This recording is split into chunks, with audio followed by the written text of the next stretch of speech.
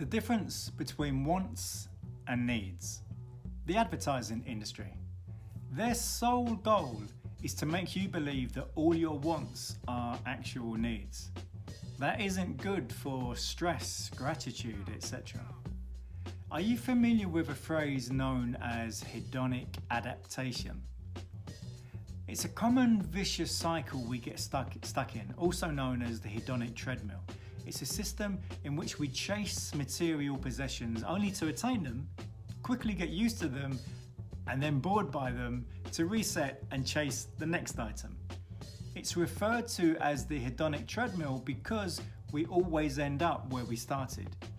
Any new source of pleasure we obtain, whether it's the latest mobile phone with 10 billion terabytes or even getting married, can swiftly get relegated to the backdrop of some people's lives.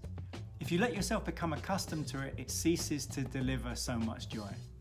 In a famous example of hedonic adaptation, a study asked both apparently lucky and unlucky respondents to rate their happiness. Some had won between $50,000 and $1 million in state lotteries within the last year, while others had become paraplegic or quadriplegic as a result of accidents.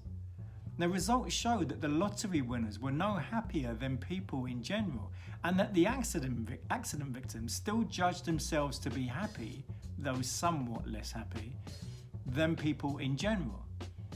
This showed that people adapt to even the best and worst of fortunes. So ask yourself, do you really need it or just want it?